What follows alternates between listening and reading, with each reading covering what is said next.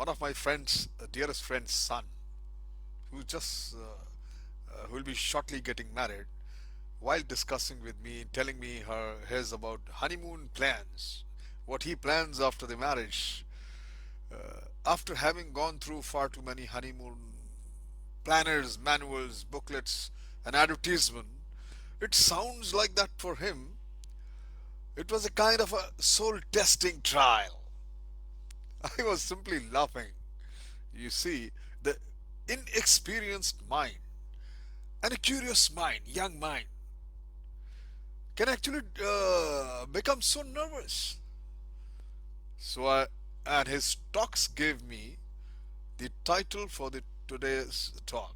So I'll be today. Let me share my views again on the sense and nonsense about honeymoon. My friend, I share with you the understanding of marriage by various intellectual people and our seniors, or even young mind. Everybody has got 1,000 understanding and their own meanings and definition. Someone says marriages are made in heaven, and someone said marriage is a noose. Other observed that marriage resembles a pair of the shears so joined that they cannot be separated and often moving in opposite directions, yet always punishing anyone who comes between them. Oh, wonderful. Here's somebody else. He feels that marriage is something you got to give your whole mind to. And as far as I'm concerned, I've been speaking on this subject many times earlier, uh, that this is one artificial arrangement, if not unnatural, with except human beings, no other creation of the gods organizes or get into it. And so as actually it's clearly the most difficult, demanding, and maddening, rewarding, and blissful of all human relationships, I feel. Therefore, it is the wonderful, unpredictable state of matrimony. And same is for the honeymoon. The honeymoon, I feel, should be at best a picnic, a holiday from reality for two, and escape from accountability to anyone but each other. It should be a retreat to a limbo of a directionless joy, I feel, where the deepest intimacy between bride and groom may be experienced. There are far too many experts and far too many marital advertisers.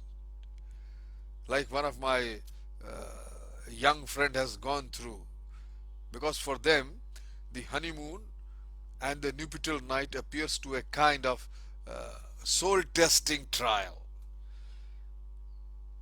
The out the outcome of which can make or mar the entire marriage. My friend, this is the most unfortunate impression to convey to any young mind.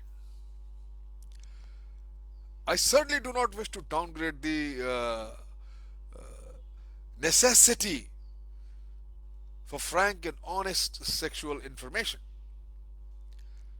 The marriage manuals have rendered a valuable service in this regard, in dispelling a sense of shame and in increasing knowledge of the physiology of sex. However, when they utter doleful prophecies that the least false step by the bridegroom will make a wound in her heart and that will never heal, or that the course of marriage is determined by the wedding night. They wish to take vigorous exception. Absolutely. An initial misstep will have no such dire effect, my friend. Life is full of second chances and opportunities. And the fact is that many of the the manuals, all these marital relations in various manuals, they reflect the sexual customs of the old era, old British Vaticans and the uh, old timers. And when shame, inhibition, and prurience were simply common.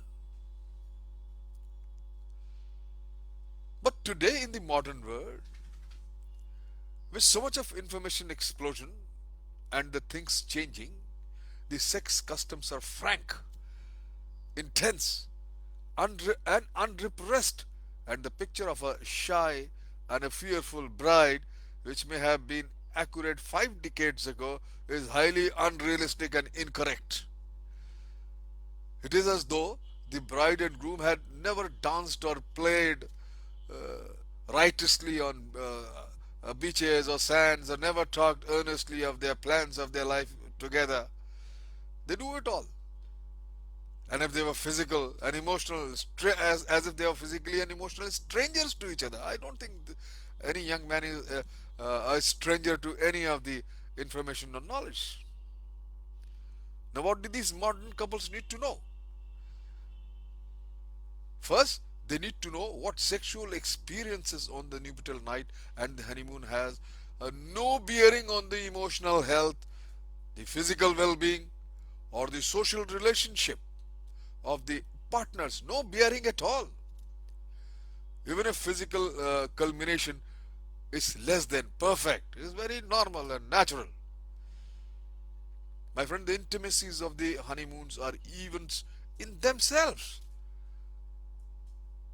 insulated by the special climate that is natural to the honeymoon holiday. To many, the joy of simple physical embrace and nearness to each other without fear of intrusion are in themselves a culmination. There are months, years, a lifetime ahead of the for the cultivation of these sexual techniques. This is one thing that can be counted on to improve with time and depending love.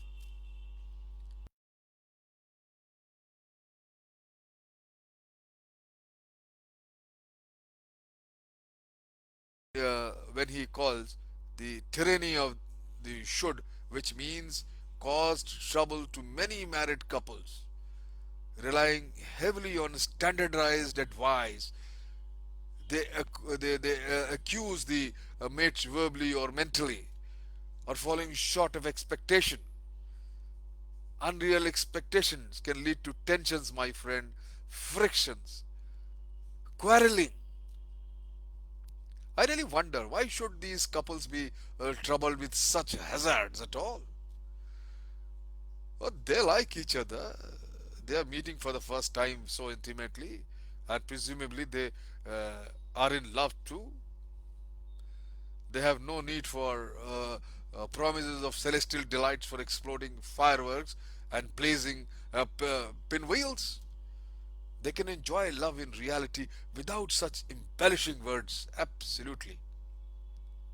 My friend, all the honeymooners or those who are about to get married and planning for honeymoon, the kind of guidance that is most needed for modern honeymoon couples is some preparation for the transition from being in love to the more advanced state of loving relationship. What the whole lot of experts, they call it relatedness. Being in love casts a memorable glow and is essential for mating, my friend. Very important. मैं तो भाव से बुलंद कहता हूँ, प्यार है, प्यार है तो शादी भी है. और पहले प्यार फिर शादी, पहले शादी बाद में प्यार हो जाए तो अच्छा है, वरना तकलीफ है. being in love, I said, is very essential for any consummation of the or the union of the two young ones.